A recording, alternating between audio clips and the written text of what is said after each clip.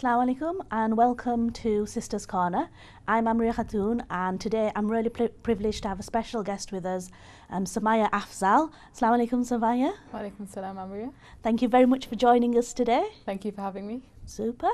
And today what we'll be talking about is women in public roles, women in public spheres, and Samaya is a national, local, international campaigner, born and bred here in the UK, and we'll be catching up with her a little bit about her experiences, and we'll be touching on a few topical issues that are really pertinent to women and society in the UK and further afield as well. So thank you very much again. I'm so excited to have you with you because I know you're a really busy woman. It's really hard to get a hold of you. So hopefully not too hard. Hopefully not. Well, no, it's for all the right reasons. I know you're busy doing amazing things, you know, trying to change the world one campaign at a time. So I don't resent that. It's just lovely to have you here and sat down and talking to us about your adventures. So, do you want to just tell us a little bit about yourself? You know, Yeah. Samaya up to now in like a short snapshot. Okay, a snapshot. So I'm a graduate of the University of Bradford. I stayed on after my degree. I did biomedical science, but I stayed on after my degree to serve as an elected officer in the Students' Union. So I did that for 2 years, where I was the Women's and Campaigns Officer. And at the same time, I also got involved in the National Union of Students. I did a lot of campaigning work with the Black Students Committee. I then got involved in other parts of NUS, so for example the Society and Citizenship role and the zone where I volunteered and ran campaigns there as well. So I've kind of done lots of different positions in the years that I've been involved in the student movement. And you're still very active now. Yes, so I've officially left. I mean, it was only I think 3 weeks ago that I left my national executive position, but I'm still obviously doing things informally and still involved in campaigns as well. Okay, super. So Samaya, going back to I won't say the complete beginning, when you finished and you graduated with your degree as a biochemist, which, you know, congratulations, it's not an easy degree, I'm certain. What is it that prompted you to stay on? You know, what was it that made you stay on and not go straight into biochemistry as a job or further study? So what was that thing that said, no, I'm going to stay and I'm going to do this? I think it was a lot of different factors, so there were a lot of different things involved. So when I was a student, I was incredibly involved in societies and campaigning. So one of the first things that I got involved with was the Palestine Society, and I got involved as a volunteer. I did lots of work with them, and I became the president. And then it was kind of I got through my degree because I was able to do the rest of those things as well. Right. So it helped widen and broaden my own perspectives of life around me, of politics as well, and of people around me as well. So I wouldn't have got through my degree if it hadn't been for all of this stuff. So I really wanted to give something back. That's why I ran to become a full-time officer. I was a part-time officer during my degree as well, representing ethnic minority students on campus. So I really wanted to give something back to women students. As a woman myself, as a woman student who had problems throughout my degree, I couldn't have got through them without the women's officer, and I really wanted to make sure that continued, and that the union was a safe space for Muslims in particular, and Muslim women in particular, to feel like they were represented, and also a place that they could go to. Well, that's really socially minded of yourself.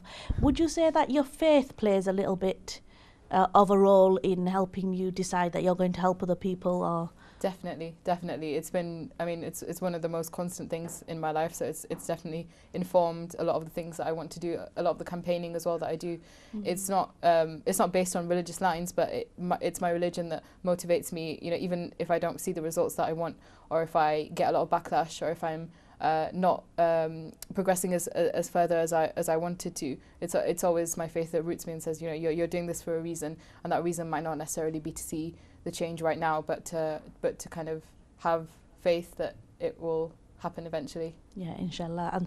And that is the thing. A lot of the work, even in my own personal roles that I do, a lot of the work you won't see the benefits of until some time to come. Yeah. And particularly where you're talking about hearts and minds, and, you know, changing people's behaviour through their hearts in a way, or like you're talking about the situation in Palestine, that's international politics on a massive scale. So, you know, doing your bit to help ease suffering, but the change won't happen for a time. So that was one of the things that you campaigned on quite strongly. What are the other things that you've been involved in those early times at the university? So one of my kind of formative experiences was when I used to go into specific or certain society meetings, and I'd see police presence, for example, on campus, or police presence in meetings and events, and I kind of explored a little bit further, you know, why this was, and I realised that, you know, that this was counterterrorism and the I don't know if you've heard of the Prevent agenda. So that was kind of rolled out across. It became a duty for universities. So before it became a duty, it was still being taken up by universities and certain places. So that was where I first came across that, and I realised that it was quite discriminatory in the way that it treated Muslim students, and I thought that this was something that I couldn't really accept, being in a place where I was working or I was studying. So I campaigned against that, and that's a campaign that I that started local and then went to NUS, went to national kind of proportions, and it's continued up until this day. So that's another one of the things that I've campaigned on. You did some road shows, if I remember. You were up and down the country, weren't you? Yeah, we went to Wales, Scotland, around London, around the UK Midlands as well, north.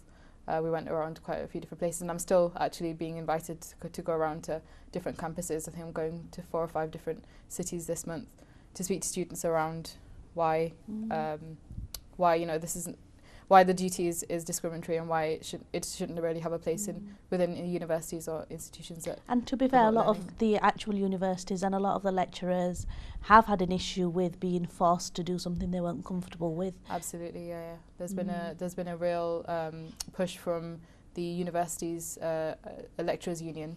And other, like the National Union of Teachers as well, saying that this isn't something that needs to be in the learning spaces, and in fact it compromises the relationship that staff and lecturers and teachers have with their pupils. Well, I can see that if people are having to be careful about what they say and how they say it, it's an extreme example of, you know, freedom of speech being curtailed in the opposite direction. So you can't explore. And I seem to remember reading a lot of press at the time, which was pretty much around, well, people should be allowed to explore, they should be able to express views and opinions, and university is supposed to be a place where you can debate and discuss and refute and agree and test hypotheses as well, you know, safely, obviously, but, you know, and we're not saying people shouldn't be aware of what's going on and, you know, try to do the best to address those. But universities, any teaching institution, actually, should be a safe place where people can learn and question. Yeah. Absolutely. Because I think questioning is a key part of people's activism as well. It's not accepting the status quo. And then being brave enough, sometimes daft enough, to go and do something about it. So what are the other kind of things that you've been campaigning on? So as a women's officer, one of my main concerns was around making sure that university was a safe place for women to study and to learn, and also socialise as well, and live. So one of the biggest problems that we found that we had was harassment of women. So whether that was on campus, off campus, around campus, in Bradford, we decided that wherever it happened, it wasn't acceptable.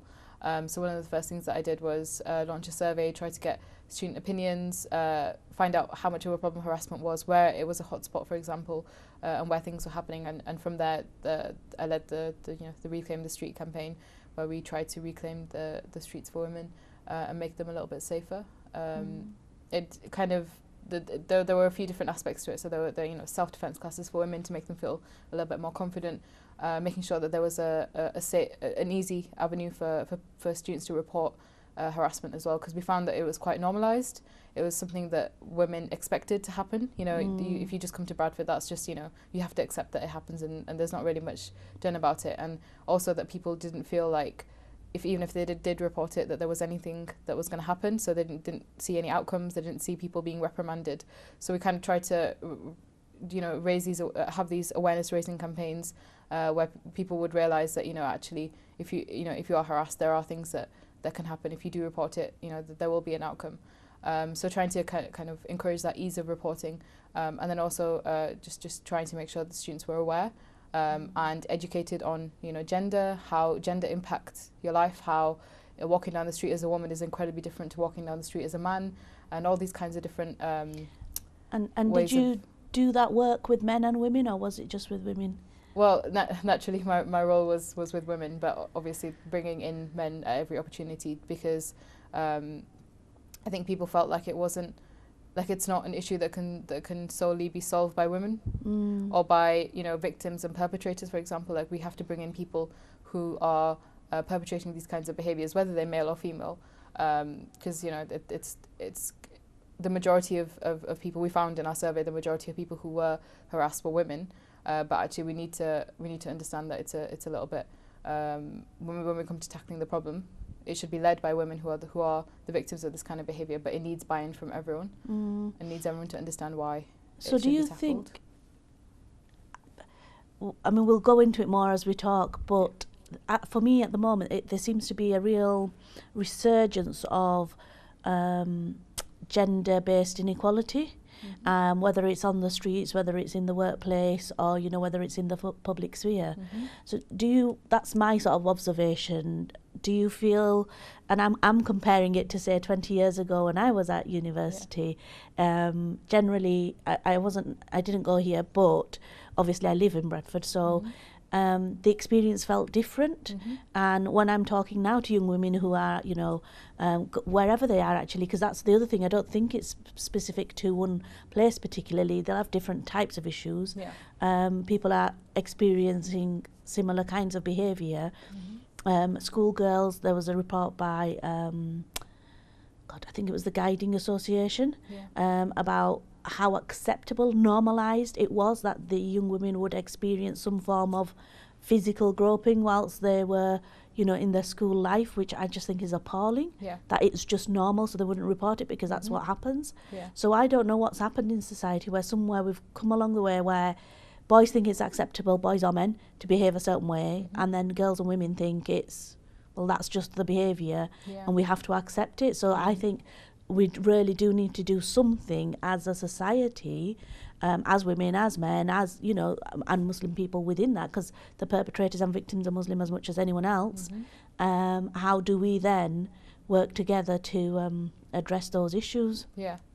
So, big agenda, but do you have any quick ideas? Well, I mean, it's definitely true what you say. There's almost like a huge prevailing opinion that suddenly we live in like a post-sexist society, that, you know, suddenly women are completely free, and just because we have a woman running as president in one of the biggest nations in the world, that suddenly this means that everything's okay. But I think that over the last 5 or 6 years, there's been quite a lot of research done. So I think it was Girl Guiding that you mentioned, but there's also been the National Union of Students that's done a lot of research, particularly in universities, and it does seem like there is a problem. I think people are now starting to realise there's a problem, and we're probably starting to talk about it a lot more as well.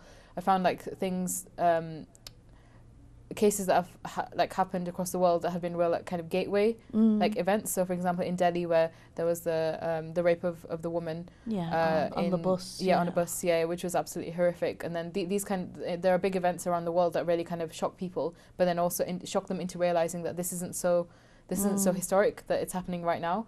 For example, so like the NUS does research and continually finds that, you know, women students are leaving university, or they're changing their degrees, or they're changing their universities. They're changing so much about their lives just to be able to deal with this. So I think we're at a point now where everyone realizes that there is a problem. I think we're just at a loss of what to do with it. But obviously, you know, there are lots of things going on at the moment. So I mean, the National Union of Students does great work currently and in the last 2, 3, 4 years as well, around consent workshops. So, you know, trying to reintroduce this idea of the concept of consent. Sorry, the concept of consent and preventing violence. Yes, and I'm getting my campaigns mixed up.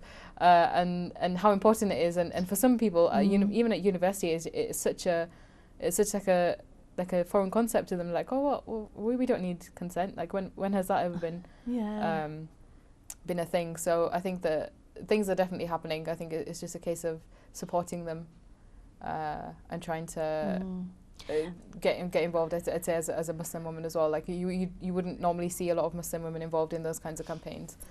So it's good for us to get involved as well. Right. And I can't help but thinking there's something about how much work we need to do before people get to university. Yes. And before, you know, secondary school really, and in the home as well, which we will explore in a few minutes if that's okay, Samaya. So we're going to go for a quick break, and inshallah see you back in a few minutes.